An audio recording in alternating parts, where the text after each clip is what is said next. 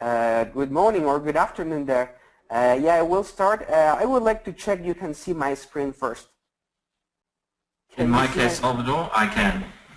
Okay, that's great. If you have any question, just let me know.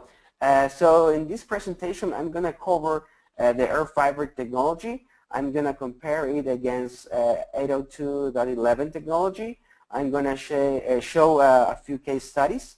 And also, I'm going to cover the portfolio of the different products.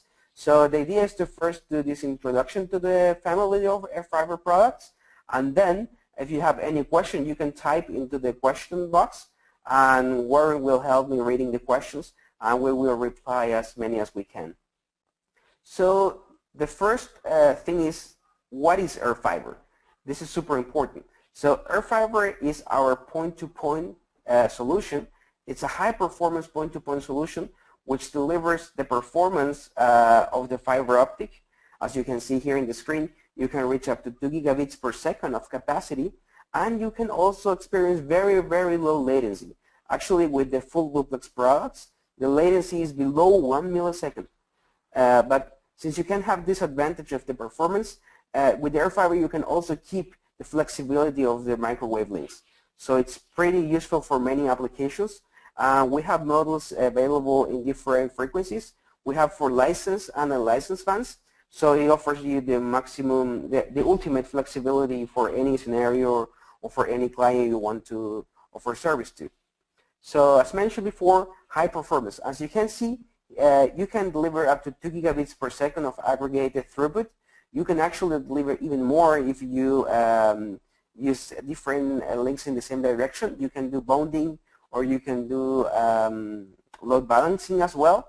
And in most cases, airFiber is deployed in two cases.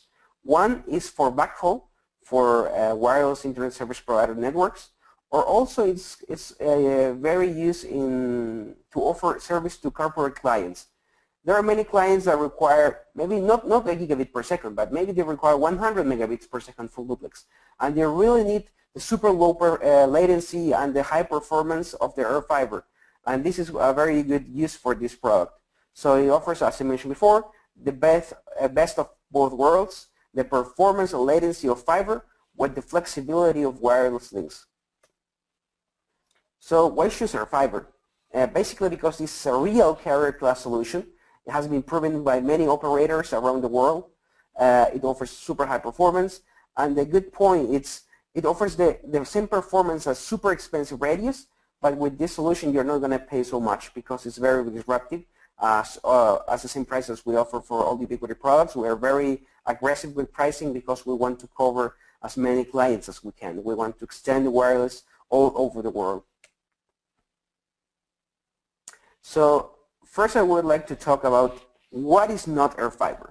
So airFiber is not based on Wi-Fi, as you can see here.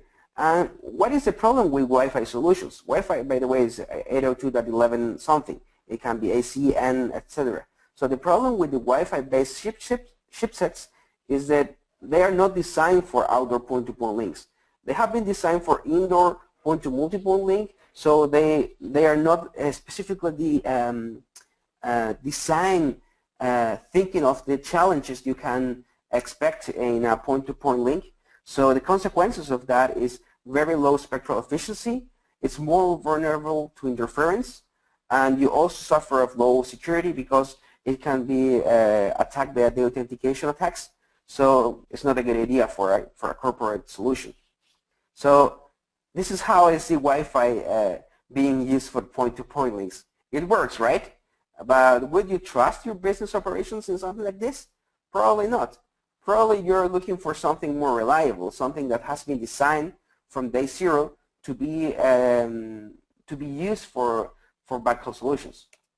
So you're looking for something like this. And this is airFiber. airFiber is a solution that has been designed from the very beginning to be used as a super high performance outdoor point-to-point solution. And the benefits of that is you can expect super high spectral efficiency. So in many products you can reach up to 13 megabits per megahertz of a spectrum. So if you have, for example, 10 megahertz of a spectrum, you can get up to 130 megabits per second of capacity with just 10 megahertz. This is aggregated throughput. So, and it also is not only super efficient, it also offers you a very predictable performance. So the main issue with the Wi-Fi solutions is that sometimes you will see that you can reach, for example, let's say 80 megabits per second, and you run a speed test and it works fine. But on real world application, when you're passing user data, it doesn't perform that well. What's the reason of that? Is because there's a limitation in Wi-Fi base, because they have to pass all the packets through the CPU, so you can very easily create a bottleneck. With airFiber, this is not an issue. I will explain this in more details in a few slides, but you will see that you can have predictable performance, and it's going to be always the same performance. It also has been designed to be scalable, so you can deploy dozens of links on the same tower using the award-winning GPS synchronization of airFiber. And since this is not Wi-Fi based, it offers a much higher security level, and it's not vulnerable to the authentication attacks. Salvador, if I may interrupt you. Yes, absolutely. I've got two points I'd like to make. One, in terms of an analogy, I like to think of airFiber as being a race car. It's purpose built for the track, and is designed from the ground up to be a high-performance vehicle. Using a Wi-Fi chipset to build a point-to-point radio is kind of like taking a street vehicle and modifying that car as much as you can to become a race car. And inherently, it's always going to be limited. So any other brand that's selling a radio based on an underlying Wi-Fi chipset will have inherent limitations, whereas airFiber, we don't. Before you continue, there's one question that I actually have for you, and you've mentioned the GPS synchronization, and that makes sense to me for airFiberX or any of the X series products where it's still a TDD radio. But how does the GPS sync benefit airFiber 24, airFiber 5 that are full duplex? That's a very good question. When the radios are operating in full duplex mode, there is no use for GPS, so it's not necessary. You basically can use the GPS even in full duplex mode to see the coordinates of the radio, of the system actually. But when you're using, for example, the airFiber 24 or the airFiber 5 in house duplex mode, in that case you can take advantage of the GPS synchronization. That's the reason, because we offer GPS synchronization for the airFiber 24 and airFiber 5 as well. Great, thank you. You're welcome. And that's actually a good question. So many users ask me why the airFiber 11FX, which is a full duplex only radio, doesn't have GPS synchronization. As I mentioned before, the reason is because full duplex doesn't require GPS, because it's transmitting all the time. I don't know if that answered your question. Indeed it does. Please continue. Great, thank you. So as we mentioned, airFiber has different operation modes. So the big airFibers, the airFiber 24, the airFiber 5, and the airFiber 11FX, they operate in two modes, FDD and HDD. So here in this screen, you can see a comparison of two systems. One is the airFiber in full duplex mode, and the other is a traditional 802.11 backhaul solution, which uses TDD. So as you can see in this video, or in this presentation, you can see that with the airFiber, you have a very predictable latency, which is pretty low, as you can see. But with Wi-Fi based solutions, since this is a TDD and it's not optimized for point-to-point solution, you will see that the latency is very variable. So sometimes you can have like very low latency, let's say 10 milliseconds, but in other moments you will jump up to 200 milliseconds. So for a lot of applications, for example, video, voice, or time-sensitive applications, TDD system doesn't work. So for example, for television, I know a few customers that are deploying DVB transmission over Wi-Fi, and it didn't work. So they changed to airFiber, and it worked perfectly. That's the reason, because the latency, it's very low, it's very predictable. They don't have problems with that.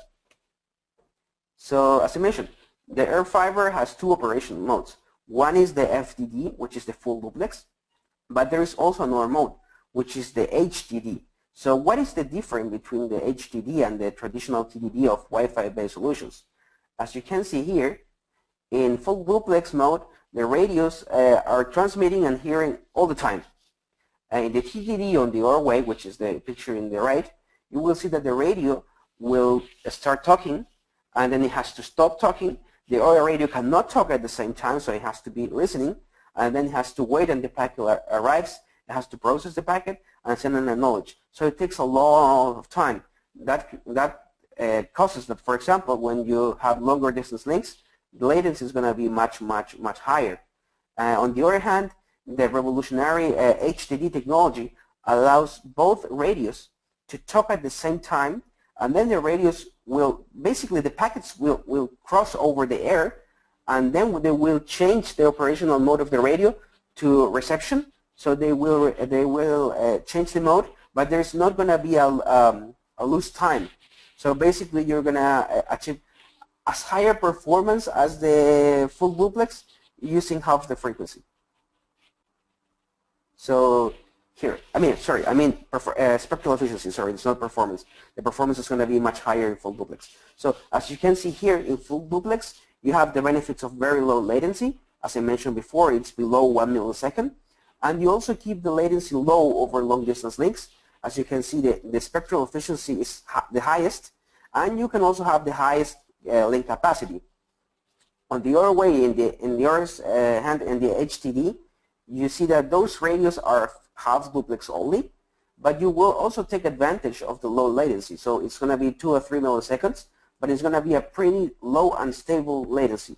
So I know it's a little bit higher than 1 millisecond, but it's going to be very predictable, which is very important. And it also keeps the latency low over long distance links. So you can have, for example, a 10-kilometer or 20-kilometer link, and the latency is going to be low.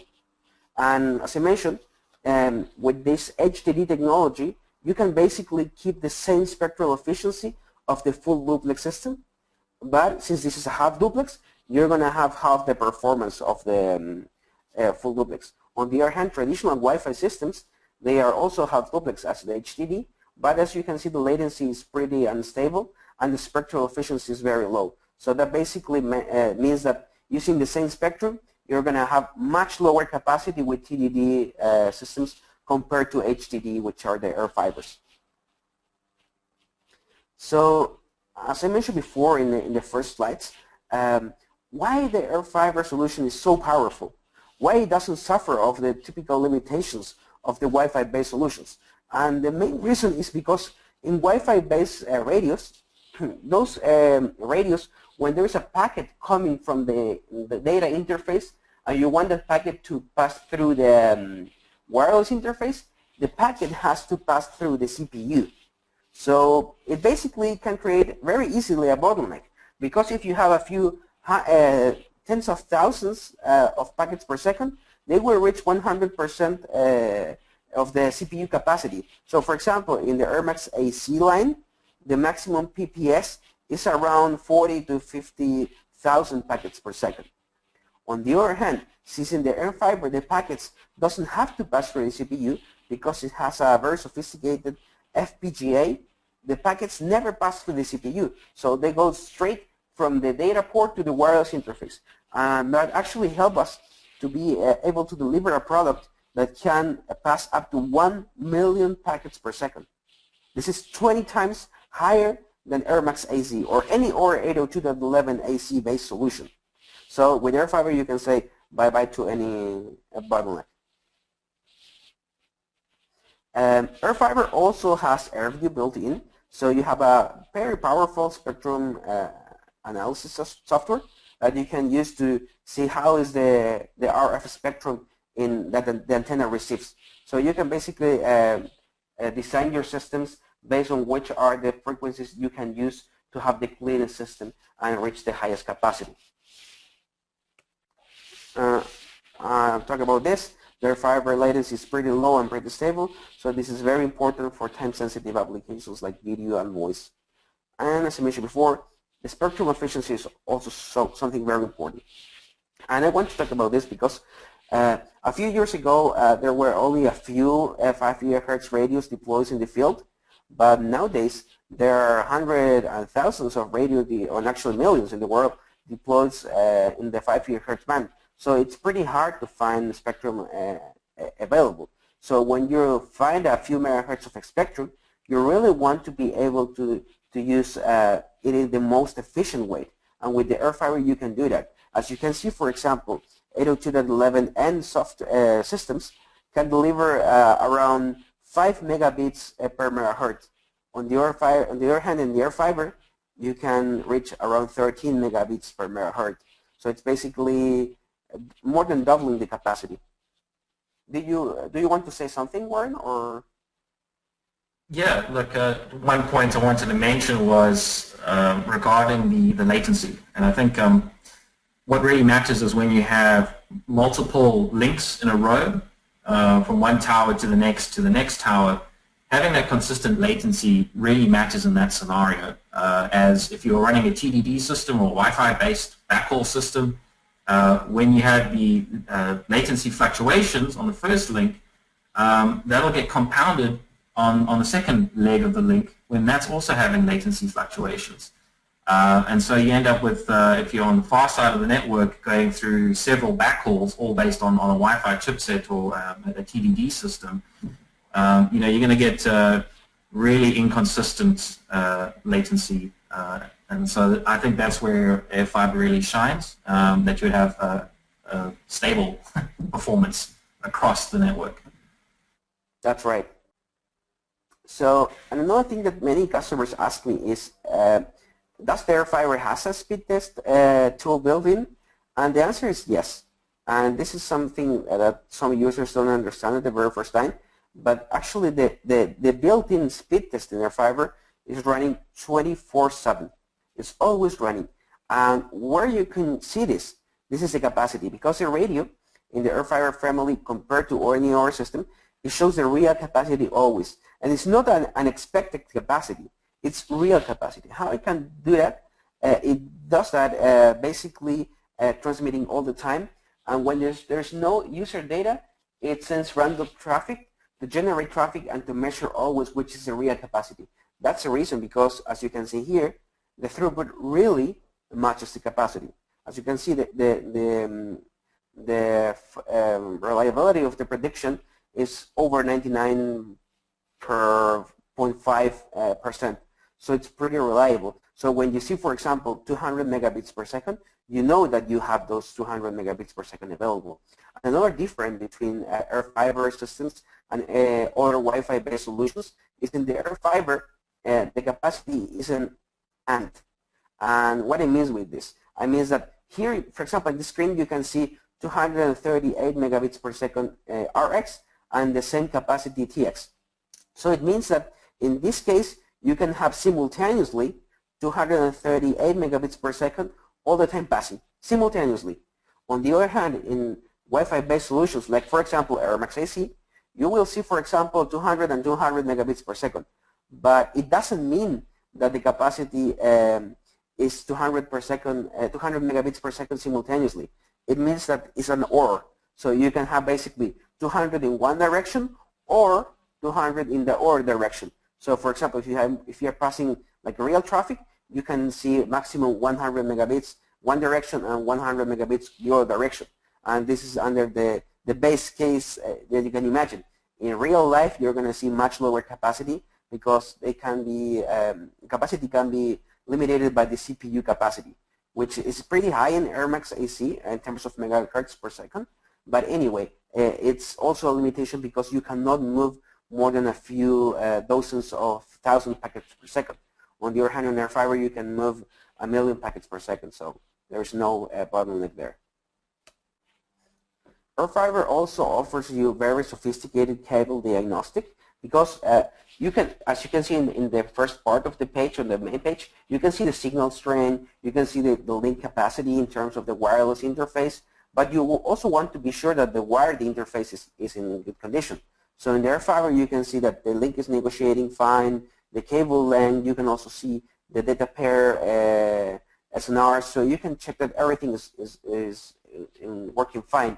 So it's very useful for troubleshooting, and it saves a lot of time for users.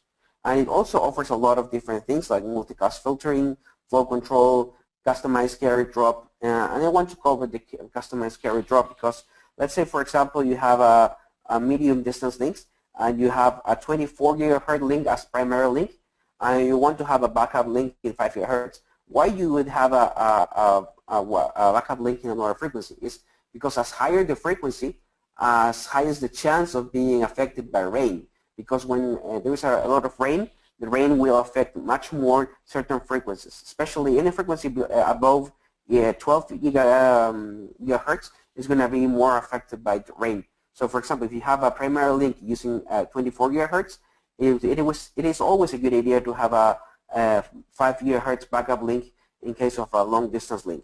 So with the carrier drop, you can basically say to the radio, to the one operating in high frequency, if the capacity of the wireless interface is below a certain threshold, for example, below 200 megabits per second, take the Ethernet interface down, so it triggers the STP or the OSPF to change the route to the backup link. So you can not only keep the link running, but you can also ensure the quality of the experience for the users. And that's something unique in airFiber. And the GPS synchronization, as I mentioned in the first part of the presentation, it's very useful. In frequencies like 24 gigahertz, you can actually reuse 10 times the same frequency on the same tower. So you can basically have 10 airFiber 24 or 24 HD radios co-located on the same tower. In different frequencies like 5 gigahertz, which are the antennas have a much wider beam width, you can also synchronize many radios, but not as many as 10, but you can, for example, reuse 3 times the same frequency. So you can basically increase the spectral efficiency very significantly. And it's also important to highlight that airFiber offers a very, very high security level, so you don't have to be worried about any the authentication attack that can be affected, that can affect 802.11 systems. And it also offers a very important benefit is when you have a DDoS attack, it basically can very easily congest a Wi-Fi based solution system, because DDoS attacks are usually very small size packets, and they send a few, let's say 100 of 1,000 of packets per second. So with Wi-Fi, you can basically very easily saturate a link with just a few thousand packets per second. On the other hand, on airFiber, since you have a much higher PPS rate, it's up to 1 million packets per second. It's 20 times higher packet processing compared to Wi-Fi. It's much more complicated to be affected by DDoS attacks. Salvador? Yeah? Would you prefer that we save all the questions for the end, or would you like to answer them as we go through the slides? We can go right now if you want. Okay, well look, I've got a question from one of our viewers, and that's Marco, and he asks, how accurate is the frequency reuse? Not referring to the GPS synchronization. What do you mean in terms of how accurate? Well, I'm not entirely sure. Perhaps you could elaborate in the chat window. So I wasn't quite sure how to answer that myself, but I thought maybe you knew something I didn't. Maybe it can be... He had a second question regarding the GPS synchronization, but that was from slightly earlier on in the session. And that question was, is the GPS sync true GPS sync? Now, before you answer, I suspect the term, if you will, true GPS sync it's really more of a marketing term that's stolen from Cambium. Unless, Marco, you want to elaborate on that as well, and tell me what you mean by true GPS sync. But Salvador, do you care to comment on that? Yeah, absolutely. It's absolutely a true GPS synchronization. I don't know what are the fakes GPS synchronization, to be honest, but ours is totally based on GPS, and it's super accurate. So basically, you can maybe this is a question that he was asking about the time frame or the frame length. So actually, you can choose different times of frame length. So you can choose 2 milliseconds, 4 milliseconds, 2.5 milliseconds, 5 milliseconds. So you can basically the GPS synchronization of the airFiber are even compatible with other vendors. So for example, if you have a third-party vendor using a point-to-multipoint solution, you can reuse the same frequencies with the airFiber using the same frame length. So if you have, let's say, Cambium, and this is the case, yes, you can definitely reuse the same frequency in some cases for point-to-point and point-to-multipoint if they're pointing in different directions.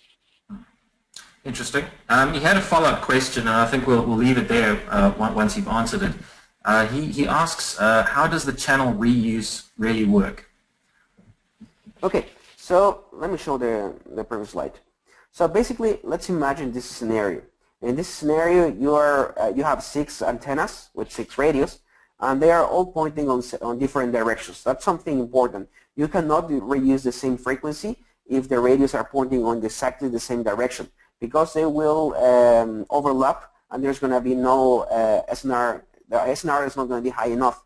In some cases, if you use a very high frequency like 24 gigahertz, and you have a large physical separation in terms of vertical separation, you can point in the same direction.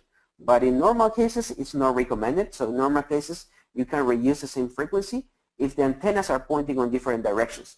So for example, in this scenario, where we have 6 antennas, all of them are pointing in different directions. So you can basically use an A-B pattern, and I can use just 2 frequencies to be using those 6 radios. So it basically triples the spectral efficiency. I don't know if that answered the question.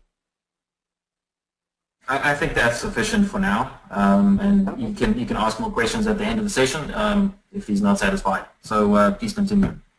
Okay, absolutely. Okay, and another important aspect of, as I mentioned before, it's pretty hard to find spectrum available nowadays because there is a lot of devices using 5 gigahertz or frequencies like 2.4 or different frequencies. So it's very important to be very responsible with the use of the spectrum, because if you want, for example, to install one link, you want to make sure that that link doesn't affect all the other links you have on the same tower or in the same city. So in this scenario, I have a comparison between the airFiber 5X and a Wi-Fi system, which is a dual channel system from a third-party vendor. And this Wi-Fi based solution, it uses 2 channels. As you can see, it uses 2 20 megahertz channels, and you can also select 40 if you want. But the thing I would like to highlight is how much it affects the other parts of the spectrum. So for example, here you can see in this screen that the frequencies that the radio is using to transmit the data are 5.2 and around 5.7. So you can see that the power in those frequencies are pretty high, minus 20. But as you can see, the original noise floor was around minus 95, 94. And with using those Wi-Fi radios, you will see that only turning on one radio, you will raise the noise floor from minus 95 to almost minus 70. So it will basically kill any other radio on the same tower. So it's very important to be very careful with what radios you deploy in your towers, because otherwise you can ruin the entire spectrum for you and for others on the same place. So on the other hand, you can see here the airFiber 5X, which is a very clean radio. And in terms of clean, I show here this example. You see that in the frequency which is operating, which is 5.25 or 5.3, it delivers a lot of power. But if you just move a few megahertz to the left or to the right, you will see that the noise floor is almost it's almost the same. So it doesn't affect the spectrum.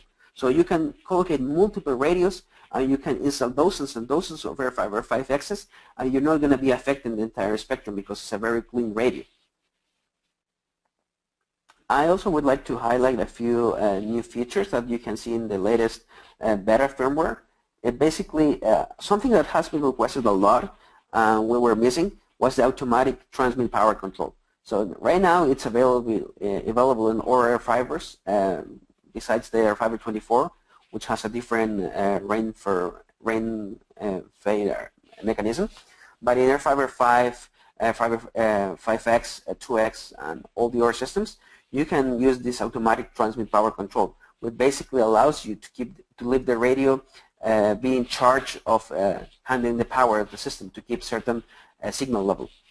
With this new firmware, you also have higher precision at detecting false positives. So it basically reduces the false positive in DFS hits, and it also improves the capacity of the NXN systems. We'll cover the NXN in a few slides. So in case you don't know, I will explain you what is NXN technology. And something I would like to highlight is that airFibers are not only for backhaul. airFiber is actually a solution that can be used for any point-to-point link. You can use an airFiber, for example, to deliver system to a corporate client, to a factory, to maybe a group of clients in a building. Basically, it's the ideal solution for any point-to-point link that requires high capacity and predictable performance. I have an article in Spanish that I will post in English very soon, and talks about the megabits per second. It's basically, the title of the article is "Not All the Megabits Are the Same," and it's basically in terms of the packets per second. And I explain, as you mentioned before, an analogy of a race car versus a normal car modified to be higher performance. So basically, when you have both cars going down a hill, they can both reach a very good speed. But when you're in a flat road, the race cars is going to be much faster. And in real life, you don't only go down the hill. You're going through flat, or you have to go up in hills. So that's important to have the power to be able to handle all the capacity you need. And airFibers deliver that power. I would like to cover the portfolio of the different products we have available in the airFiber family. The first airFiber product is the airFiber 24. This is a 24 gigahertz radio, as the name mentions. With this radio, you can reach up to 1.5 gigabits per second of aggregated throughput, and the maximum link distance depends on the power you are using. And the maximum power, the IRP you can use, it depends on the local regulation. So for example, in Europe, unfortunately, the maximum IRP level is pretty low. It's 20 dBm. So you can see that this frequency, 24 gigahertz, is ideal for very short distance links. So for example, if you have a 1.5 kilometer link, you can get up to 1.5 gigabits per second of capacity. But if you move further, unfortunately, since the IRP level is pretty low in Europe, you're not going to be able to reach higher capacities. So for Europe, it's probably better to use other frequencies, like 5 gigahertz. But for example, let's imagine that you have a client that has a special license, and this client has a license that allows him to use, for example, 40 dBm of power, IRP. In that case, he can, for example, using the same radio, he can reach up to 15 kilometers at maximum speed. So it basically depends on the IRP level that you can handle in your country, or if you have a license or not. The airFiber 24 HD is the big brother of the airFiber 24. It's able to deliver 2 gigabits per second of aggregated throughput. And as I mentioned before, the maximum distance depends on the power you can use. So for example, for Europe and the 20 dBm power you have in Europe, if you want to reach the highest capacity, you can use it up to 1 kilometer. If you go further, the capacity will go down. But for example, if you have a 4 kilometer link, you can still reach 1 gigabit per second of aggregated throughput. It's important to highlight that those numbers doesn't include any fade margin. So in case of rain, the link can go a little bit down in terms of capacity. So it's important to consider that when you do your calculations. If you have any question, you can let me know, and I can help you doing the calculations and consider a fade margin. It actually depends on the region you are, because in some places there is a lot of rain, and in other places there is not so much rain. So it's hard to say it's hard to say use this fade margin for all the places. It depends on how rainy is your area. If it's very rainy, I will consider a higher fade margin. If it's not so rainy, you can use a lower fade margin.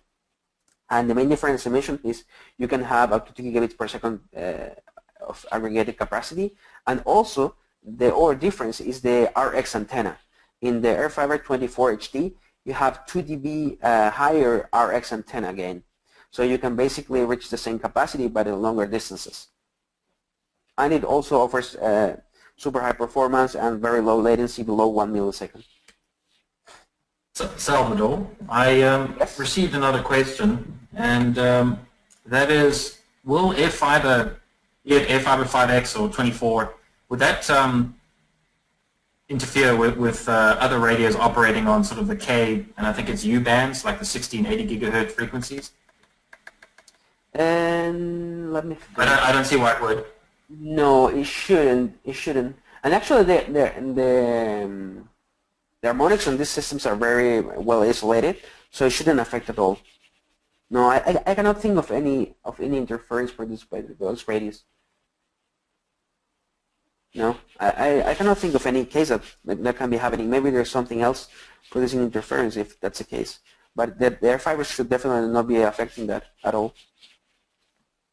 And this is we have two models in the airFiber 5 family. We have the airFiber 5 and we have the airFiber 5U. And what is the main difference is the frequency that they can use. The hardware is exactly the same, only the filters are different. So in the airFiber 5, you can use from 5.4 gigahertz up to 5.8 gigahertz. And in the airFiber 5U, you can use from 5.7 up to 6.2. Of course, if you're going to be using any frequency above the legal limits for licensed frequencies, you will definitely need a license. But the airFiber 5U is a double purpose radio because it can operate in a license band, which is the Uni 3 band, so from 5.7 up to 5.85. But you can also use the airFiber 5U in the license band from 5.9 up to 6.2. And the maximum capacity that you can reach with the airFiber 5 or 5U is up to 1.2 gigabits per second. And the maximum distance depends, again, on the IRP level. So, for example, if you can use the higher IRP level, which is 47, you can reach up to 1 gigabit per second, up to 12 kilometers. So it's also a radio which is full duplex. The latency is below 1 millisecond, and it's also able to deliver 1 million packets per second. And the maximum TX powers, as you can see, 24 dBm, and antenna gains are 23 dBi. Salvador, yes? Our viewer, Marco, rephrased his question, and he was asking, will airFiber create a lot of interference when running an 80 megahertz channel? That was his question, and I'd like you to tell us what the widest channels are, yes, depending on the model. Yeah, that's a good question. Actually, the airFiber 24 and 24 HD, they uses in full duplex mode 200 megahertz channels, and in the 5 gigahertz band, the airFiber 5 and 5U uses, you can select 5 different channel widths. You can use 10, 20, 30, 40, or 50 megahertz. So it doesn't use 80 megahertz. Why we don't use 80 megahertz channels, for example, is because it's very irresponsible, in my opinion. It's very irresponsible to use those very wide channels because you can create a lot of interference. And on the other hand, it is pretty hard to find a free 80 megahertz channel for spectrum. So when you're going to be using those very wide spectrum, you're probably going to interfere with our system. And since we don't want to do that, we use much narrower channels, but we deliver much higher spectrum efficiency. So you can get more megabits per second of each megahertz. Perfect. Thank you very much.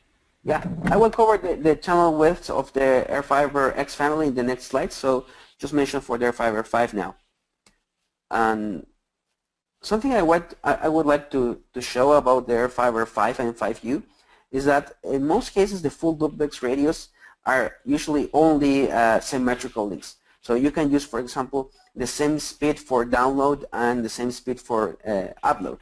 But in the WISP market, or actually in a lot of ISP market, usually the ratio from download to upload is 9:1. So it's usually 9 times higher the download compared to the upload. So why would you waste spectrum if you're not going to be using so much upload. So with airFiber 5 and 5U, you can use this asymmetrical channel width option. So you can use, for example, 10 megahertz channel for the upload and 50 megahertz channel for the download. So it allows you it gives you the benefits of having super high performance in the direction you want, and you can also save a lot of spectrum in the other direction that you don't require a lot of bandwidth. If you require a symmetrical link, you can for sure use 50 megahertz channels for each direction. But if you don't need that symmetrical link, you can also have the flexibility of using a narrower channel for the upload if you want. We also have the airFiber 2X, which is a 2.4 gigahertz radio. That's a license band. If you have a license to use, for example, 2.3 or 2.5, you can also use those frequencies. But in that case, you need a special license to use 2.3 or 2.5. And the main characteristics or main features of the systems is that you have a lot of options for the channel width, as you asked before. So, for example, in the airFiber 2X or 3X, which is the 3-point-something gigahertz per second version, you have 11 options from 3.5 megahertz per second up to 56 megahertz per second. And the other benefit is that you can very precisely decide what frequencies you can use. For example, in Wi-Fi, you usually have to use, for example, 5800, and then the next frequency is going to be 5805. So you can use, for example, 5803. In the airFiber, you have a 1 megahertz interval frequency selection.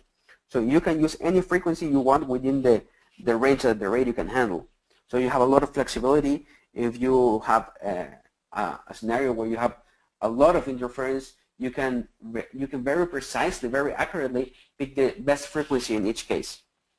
And those radio also deliver very high performance, very high power as well.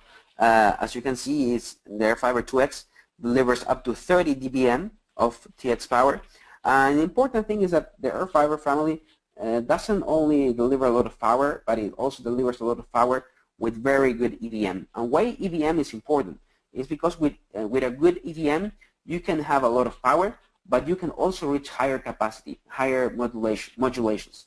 Because in cheap systems, when you use a lot of power, you're going to be restricted to very low modulations.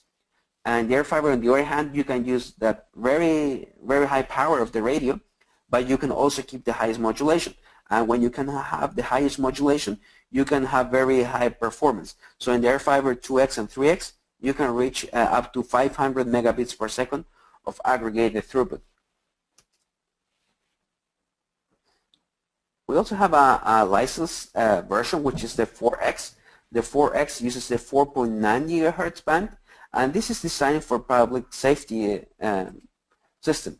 As you can see, it operates from 4.7 up to 4.99 gigahertz, and it also offers you a lot of channel width options. As you can see, you also have the 11 options available from 3.5 up to 56 megahertz. Sorry, I have to correct the hertz. I have to add the megahertz. And you also have the 1 megahertz interval selection, so you can use any spectrum you can get from the regulator. And it's also a MIMO operation system, and you can also get up to 500 megabits per second of maximum aggregated capacity. And this is the airFiber. Yes? Sorry, before you get to the 5X, I'd just like to mention, the applications for the 4X that we're looking at, and inside South Africa, anyways, it could be used for local government applications or the local municipality. So if you're thinking about smart traffic monitoring systems, where maybe they have license plate recognition with average speed cameras, it's that sort of application where you could use the airFiber 4X. And run on a frequency that I guess a local government would legally have access to. So that's one potential market for the 4X.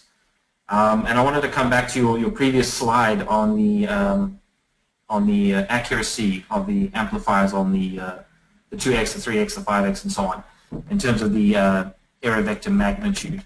And to sort of better explain it, and I like to use analogies, parallels. That's how I understand the world, anyways. You can think of a lesser radio as being like a cheap Sansui amplifier, and when you turn that amplifier up, okay, to a higher volume, it starts to distort or create distortions due to its limited design.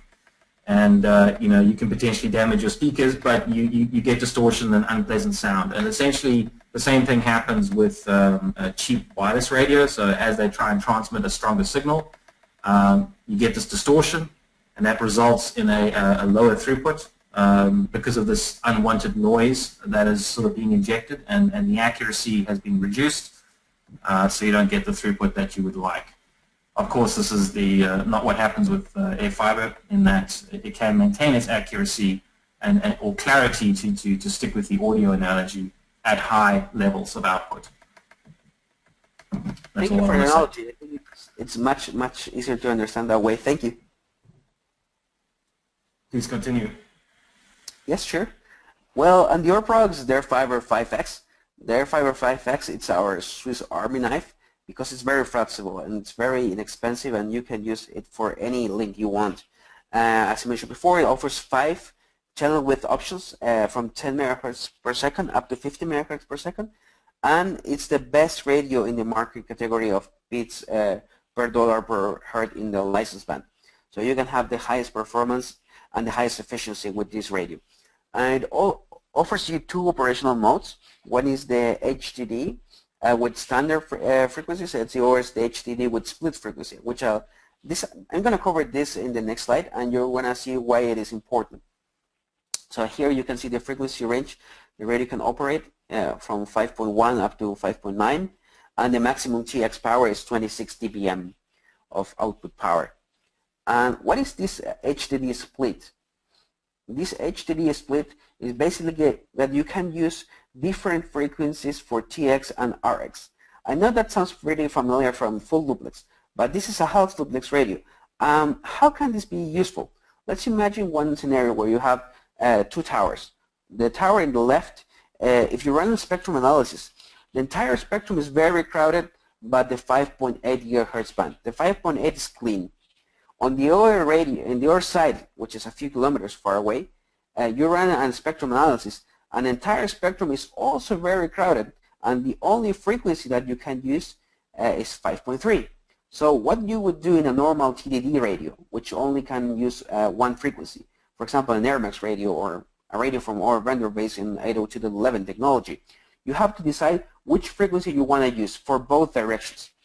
So if you use, for example, 5.8, you're going to be sacrificing one direction. So the speed is going to be good in one direction, but it's going to be very low in the other direction. And maybe you're thinking, oh, it doesn't matter so much. I don't need a lot of outload. But be careful, because when you need the upload, if you don't need, let's say, a lot of bandwidth for upload, you still need a little bit. And that little bit of bandwidth that you will require for upload is going to use much more airtime. And this, since it's going to be using much more airtime, it's going to also affect the download. On the other hand, with the airFiber 5X or 2X or 3X, with the HDD split technology, you can use different frequencies for TX and RX. And that basically allows you to use the cleanest frequency on each direction. So going back to the example we mentioned, the only frequency which is clean in the left side is the 5.8, and the only frequency which is clean in the right side is the 5.3. So the radio in the side can transmit in the 5.8 gigahertz, which is going to be the RX frequency of the radio in the left, and it's going to be super clean. So the radio can modulate at the highest modulation rate in that direction. And the radio in the left can transmit in another frequency, which is going to be 5.3, which is clean in the radio on the left. So both radios can modulate at the highest modulation rate, and on that hand, you can have much more, higher performance in both directions, because the radio is going to use less airtime for the upload, and you can have more airtime for the download. So you're going to have a double gain in terms of performance. I don't know if that's clear with that example. Warren? Yeah, I can't say I have a really concise way of putting it forward, but other than you're able to be agile enough to avoid the noise source that's local to that radio. So let's talk about the new member of the airFiber family. The new member is the airFiber 11FX. This is the first full duplex radio which only uses one antenna in Ubiquiti networks. So as you can see here, this is a full duplex radio that can deliver up to 1.3 gigabits per second of aggregated throughput. And the good thing about this radio is very flexible in the operation. So you can basically operate it in SISO or MIMO mode. And this is a very inexpensive radio. And the good thing about the airFiber family, and this is not only for the 11FX, but it's for all the airFiber products, is in the airFiber family, we don't charge you more for the capacity. So it's not like you have a radio that which is able to deliver 1 gigabit per second, but only delivers out of the box 100 megabits per second. In airFiber, in Ubiquiti, we don't work that way. When you buy a airFiber radio, it's going to be unlimited in terms of capacity. So when you when you remove that from the box, out of the box, the radio will deliver the full capacity. So you don't have to pay any other license to have more capacity. It's going to cover, it's going to actually be unlocked, and you can have the maximum capacity out of the box. This the airFiber 11FX operates in the 10.7 up to 11.7 gigahertz range. And as you can see, the maximum power, the TX power is very high, is 30 dBm. And we will have one antenna, which is going to be the airFiber 11G35, which is a 35 dBi dish. But we will also have adapters, or actually the third-party vendors will have adapters for radio waves, for Andrews, for CommScope antennas, for Gyrus as well. So if you have any existence 11 gigahertz link, you can reuse the same antennas just by the adapter from those vendors, and you can take advantage of the very high capacity of their airFiber 11FX, which is up to 1.3 gigabits per second of maximum throughput. Oh, and when you order the airFiber 11FX, it's important to make sure you're buying the right version. We have two versions. One is the -L, which is for the low band, and we also have the -H, which is for the high band. Since this is a licensed radio, when you coordinate with your regulator, they will give you the information about which is the frequency that you can use. And when they give you the frequency, you can ask to your reseller which version you should get, the -H or -L. It basically depends on the frequency you're going to be assigned to be used. Here I'm going to cover a few of the antennas for the airFiberX family. We have one antenna for the 2 gigahertz version, which is the airFiber 2G24, which is a 24 dBi dish. And we also have an antenna for the 3 gigahertz band, which is the 26 dBi option. And those antennas come without a shielding kit. But if you're in a very crowded area with a lot of interference, I would definitely recommend you to use shield kits from third-party vendors that can help you reduce the interference. For the 5 gigahertz band, we have a version which is the 30 dBi dish that also supports the isobeam, which is our RF shield. So this antenna, the airFiber 30 dBi dish, supports that isobeam, which is a very sophisticated RF choke RF shield to reduce the interference you will have received from above or from lateral sides. We also have our versions. We have a 23 dBi dish, which is only compatible with the 5 gigahertz band.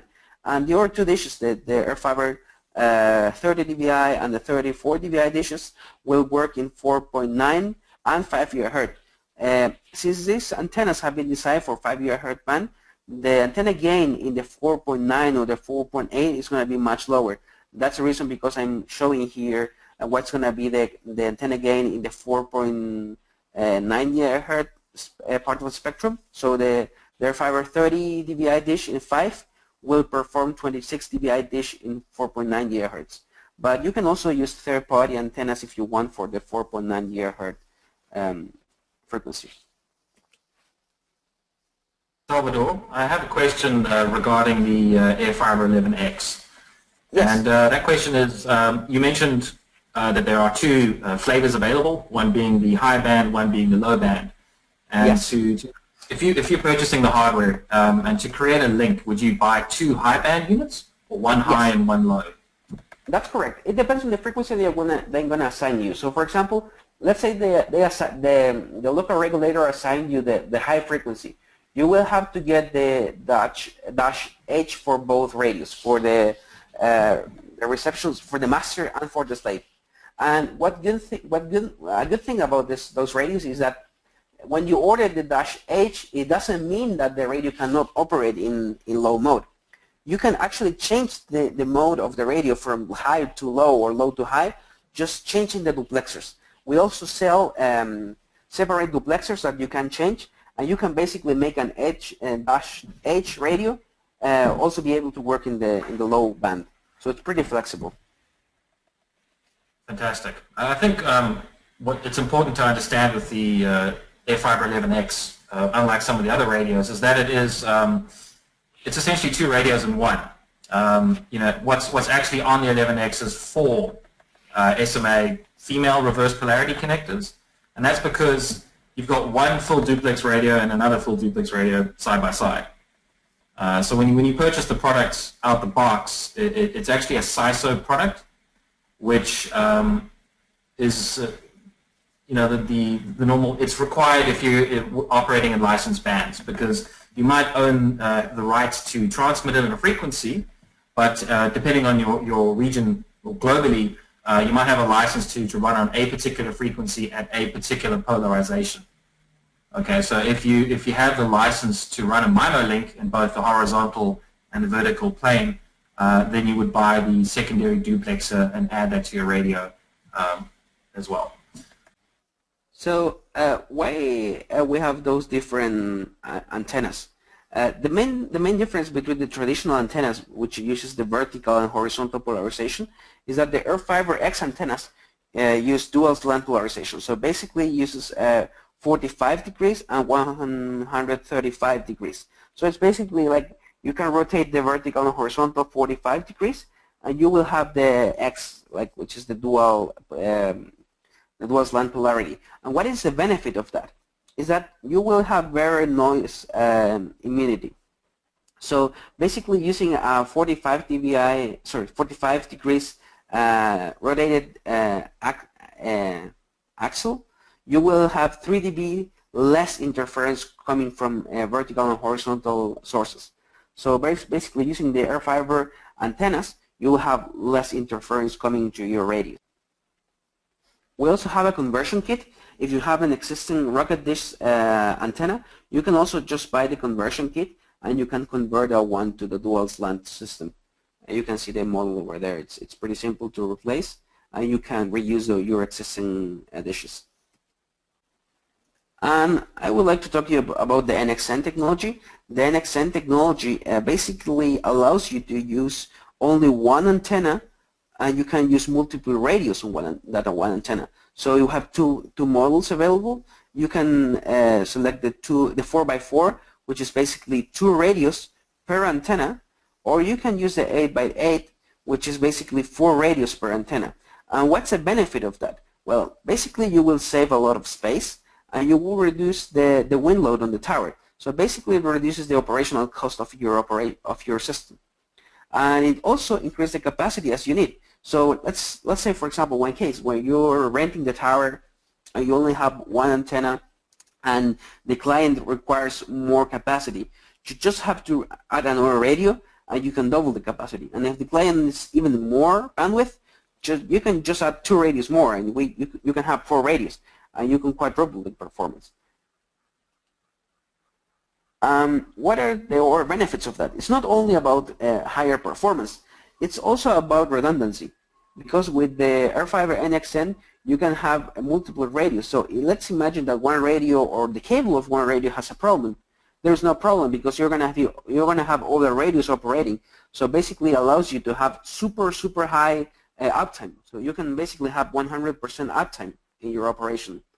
And you can also aggregate the bandwidth in two ways. You can aggregate in layer 2 or layer 3. So let's imagine you have, for example, a bridge network. You have a bridge network. you can use the edge point S16, which is a switch. You can use the LACP to do bonding. On the other hand, if you have a router network, you can use the edge point R8, which is a router, and you can do load balancing across those links. And the other advantage of this is you're going to have zero frequency separation among the channel edges. So you're basically not wasting any spectrum. So for example, you can use 4 radios and you can simulate a single 200 megahertz spectrum, sorry, a single 200 megahertz band channel using 4 different 50s. So you don't have to leave any separation between those channels. With other systems, if you want to do something like this, you will have to waste a lot of spectrum because you have to use a lot of you will need to leave at least 40 or 50 megahertz between channels in order to reduce the overlap of the channels. In the airFiber, since they are very precise and they are GPS synchronized, you don't need to do that. So you can use exactly the next frequency available. So you're wasting basically no spectrum in this mode. So the 4x4 multiplexer delivers up to 1 gigabit per second of aggregated throughput, and the 8x8 delivers up to 2 gigabits per second of aggregated throughput. And as you can see here, you can also use this for backup. So if you don't need the 1 gigabit per second capacity, you can use one link in active and the other in backup. Or if you need the capacity, you can use both link in active mode, so you can double the performance and also have advantage of the backup that you can have. When you design the system with the NXN, it is important to consider that this is a passive device. And since this is a passive device, there are some losses involved. So for the 4x4, there's a 4.1 dB loss. And for the 8x8, there is a 7.2 dB loss. And what can you do in this case? When you're going to be doing a short distance links, you can compensate this loss in most cases increasing the power, and you just have to add the cable loss into the wireless tab of the radios, and the radios will automatically consider this loss and will increase the power to keep the legal limits of the IRP level. On the other hand, if you have a longer distance link, it is recommended to use a higher gain antenna to compensate that loss. So the airFiber NXN is ideal for short to medium distance links. For very long distance links, it's not recommended, but you can also take advantage of the NXN technology without using the multiplexer for those very long distance links.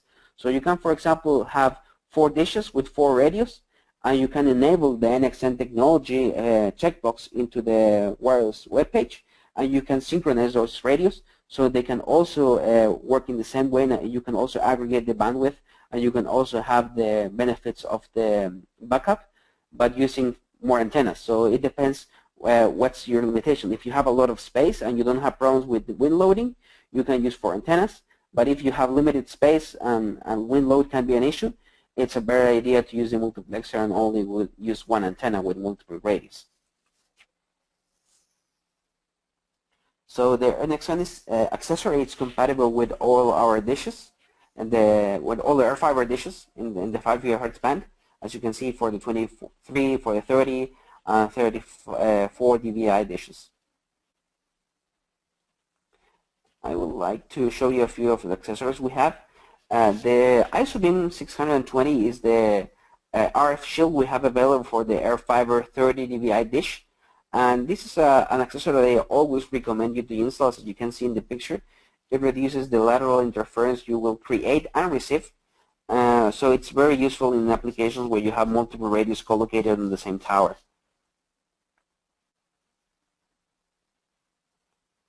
We also have a precision alignment kit. I know in some cases when it's a short distance link, alignment can be very easy, but when you have a very long distance link, I don't know, like over 40 kilometers, 50 kilometers, alignment can be a challenge. So in that case, if you need a very precise alignment, you can use this kit to make an easier alignment if your technicians are not an expert, or if the link is complicated to be aligned. So it basically gives you all the alignment benefits of the big brothers, which is the airFiber 5 and 24 in terms of the mounting and the alignment capabilities. It's the same for the airFiber FX with the 30 dBi dish. We also have our FTP cable. Here you can see the two versions we have. We have the UTP Pro and the UTP Carrier. We usually recommend you to use the Carrier for the base station and the Pro for the customers.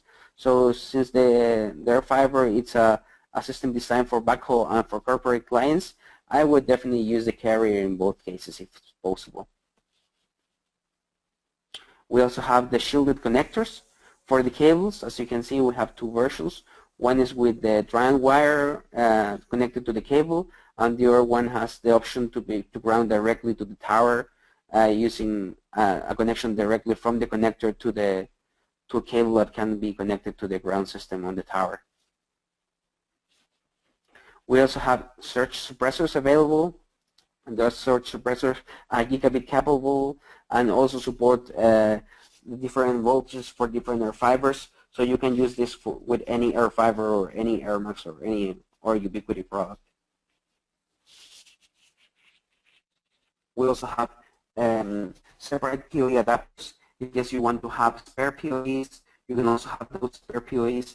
Another thing I want to highlight, which is pretty important, is when you use the airFiber X family, those airFiber X family uses 24 volts to operate. So it's important to always make sure you're using the right PoE adapter. And why? Because traditional airMax PoE adapters only use two pairs for power. And on the other hand, the airFiber PoE adapters use all 4 pairs for power. So when you use an airMax PoE adapter, even if it's a gigabit capable, it's not going to be able to power the airFiber. So make sure you're using the right PoE adapter, otherwise you can have stability problems. So always use the airFiber PoE for the airFiber radius. Many users have asked us, how can I connect fiber directly to the airFiber? We have an accessory for that. This is the Fibre PoE, and basically allows you to use any multi-mode or monomode cable, fiber optic cables. You can connect those cables to the SFP cage you have there. You can use your transceiver, and you can then use a very short cable, 1 meter cable, to connect directly from the Fibre PoE to the radio. And this is very helpful in cases that you want to connect a cable which is longer than 100 meters, or in cases that you have an FM tower very close to the radios, because FM signals will interfere with Ethernet.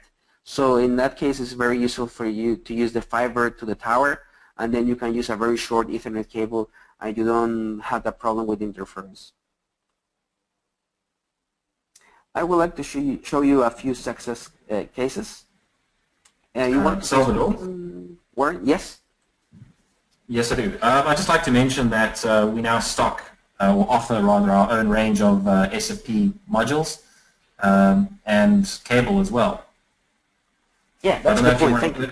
I don't know if you want to. I don't know if you know any of the details on specs of those products, but if you want to elaborate on that, then feel free to do so. Yes, absolutely. We have different models. We have multi-mode and monomode options, and in the monomode, they also uses only one cable for the TX and RX. So those are BD connectors. So you can use a single cable, a single fiber for TX and RX. And in the multi-mode, those require two cores for TX, and one for TX and the other for RX. And you can use from the multi-mode from 0 meter up to 300 meters, and the monomode from 0 meters to up to 10 kilometers. And we also have fiber cables. If I'm not wrong, we have in 33 meters, 66 meters, and 100 meter options available. Welcome. So talking about the success cases, we have many users deploying airFiber all over the world. This is a success case in Ecuador. I really like to show this one because it's super important. This region of Ecuador was affected by an earthquake, and in this region, this ISP, they had deployed GPON all over the city, and they have fiber connections to our neighborhoods and to our small cities. And the problem they had is with the earthquake, the poles went down, so the entire GPON network fell apart, so they had no connectivity. and they have to connect the different cities, and they have to connect also corporate clients which require the connection, and they use airFiber for all those connections. So as you can see, they deploy many more, just showing the 3 links I was working with them. They deploy a 2.5 kilometer airFiber 5U. They deliver 1.2 gigabit per second. They also have a 35 kilometer with airFiber 5X. They get 400 megabits per second of capacity. That link was not well aligned, so that's the reason because we were not reaching higher capacity. But the thing I would like to mention is that and this is the phrase I use for the introduction of the system, is the manager of the company told me that their fiber really gave them the speed and latency of fiber while keeping the flexibility of radio links. So even if you have fiber deployed, it's important to be prepared in case of anything. And airFiber allows you to have also backup links for fiber to be prepared for any contingents, for any problem or any situation that happens. I would like to show you a few success cases of the airFiber 24 and 24 HD. So with airFiber 24 HD, the picture on the left, you can see that this is a almost 20 kilometer link, and they are getting around 1.2 gigabit per second of capacity. And the picture on the right, you can see this is an almost 10 kilometer link, and they are getting 1.5 gigabits per second of aggregated throughput. So as you can see, those radios deliver very high performance. And something I would like to talk about you is about the uptime. I know it's important to have the performance, but you also want to have a link which is very stable, that you can rely on, and their fibers are really for that. So as you can see here in this picture, this is a link that has been running for over almost 3.5 years, and probably a little bit more, because this is a little bit old screenshot. This is from January this year, so almost 4 years running, and as you can see, the uptime is over 99.9999%. So it's pretty reliable. It's a real carrier class system. A few success cases using their airFiber 5. As you can see here, this is an 81 kilometer link, and they are getting around 90 megabits per second. Which is a very long distance link for that antenna.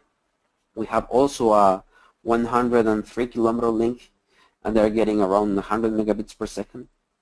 Their airFiber 5, I don't recommend for that, for those very long distance links, unless you require the full duplex, like in terms of the latency.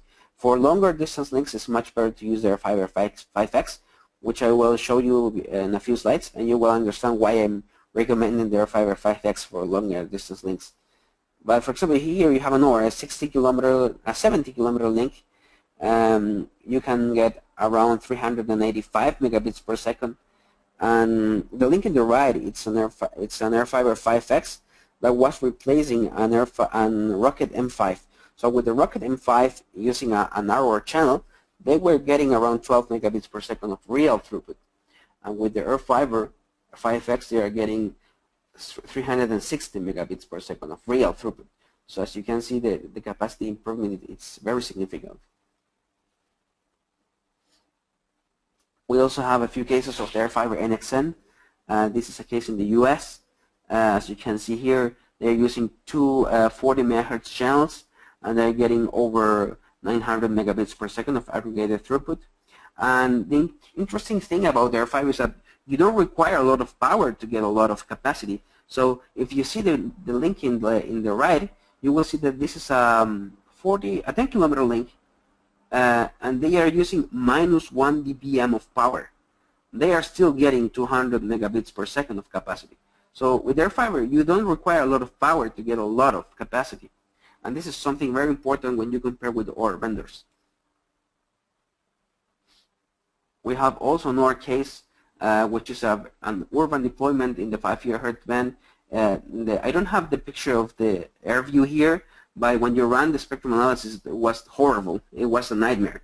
The entire spectrum was crowded, was super hard to find any spectrum available.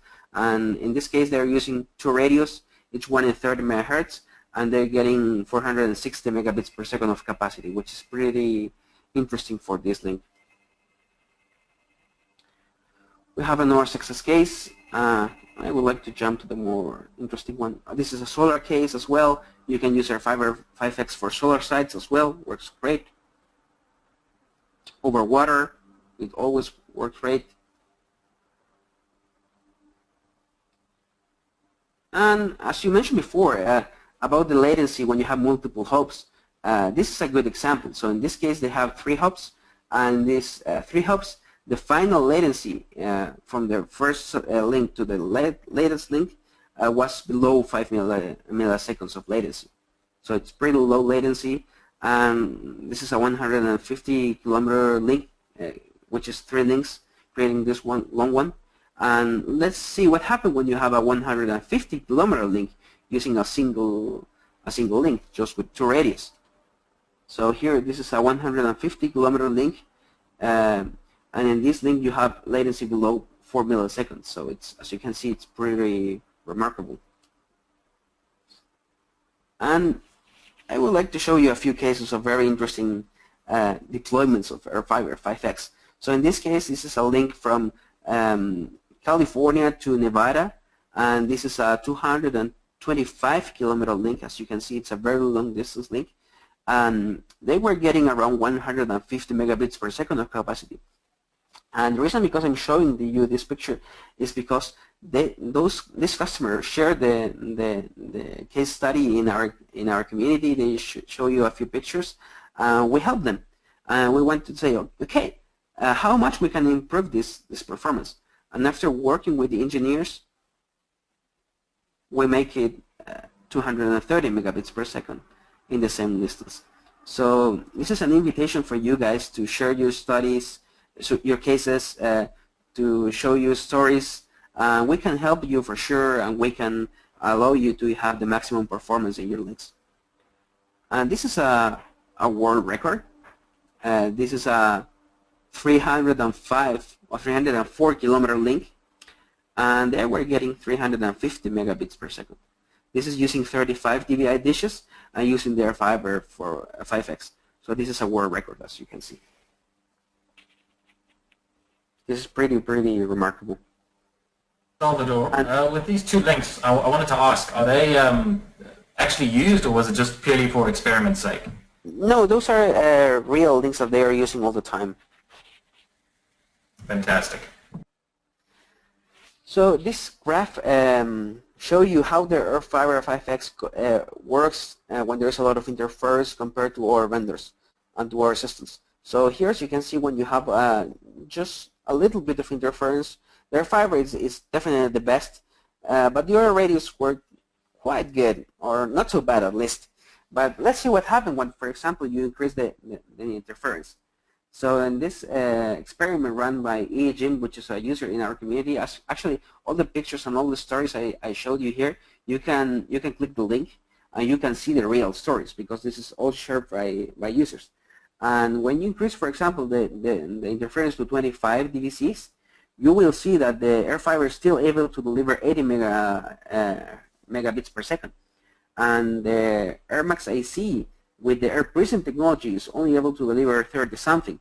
And even other radios from our competitors are not able to deliver any megabit per second because they simply lose the link.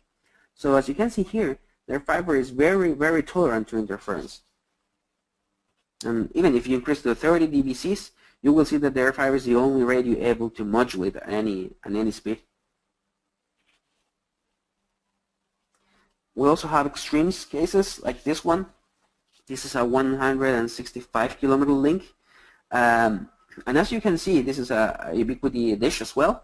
And this radio and the signal I'm going to show you is with that amount of snow in front of the radio. So you can see that with a lot of snow on top of the radio, you can still have a reliable link. It's not as high performance as it was working before without snow, but you can still deliver 45 megabits per second with a lot of snow in a 165 kilometer link. So it's pretty reliable. It will work very well in any condition. And here are a few pictures. As you can see, airFibers are deployed all over the world, from major cities to rural areas to deserts to very harsh environments.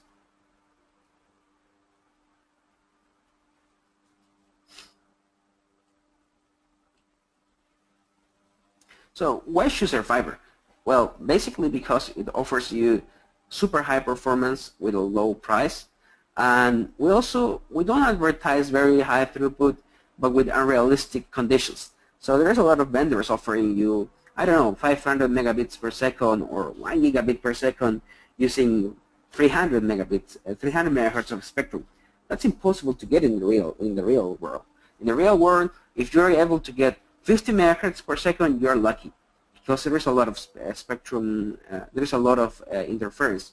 So we deliver realistic numbers with realistic channel widths. So your something and values that you can replicate in your scenarios. We also offers you the lowest end-to-end latency. We have radios that consumes are very efficient in terms of power consumption.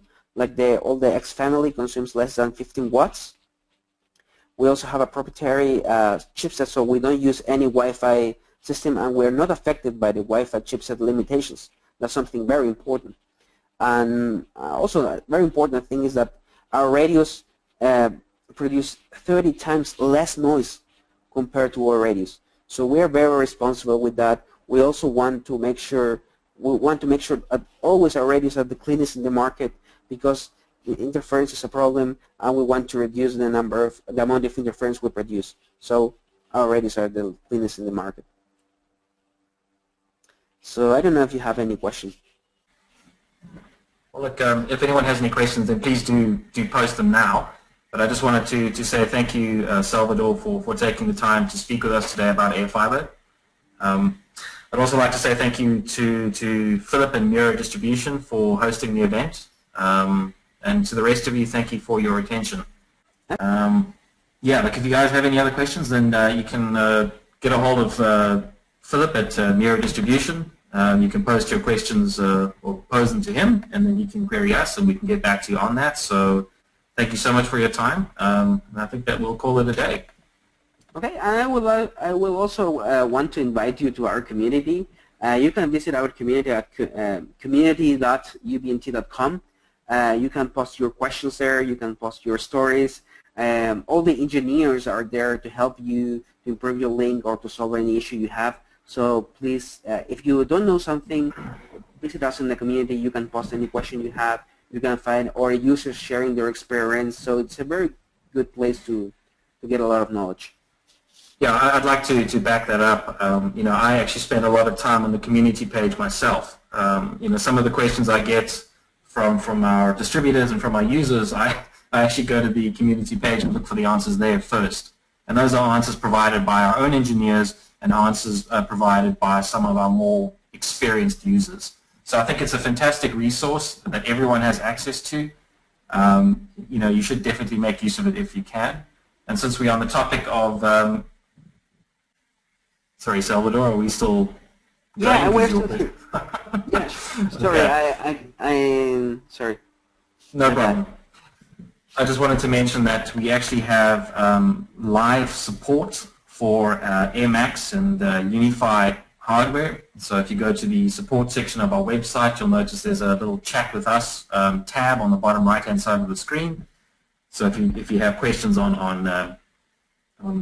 AirMax and UniFi, you can make use of that resource as well.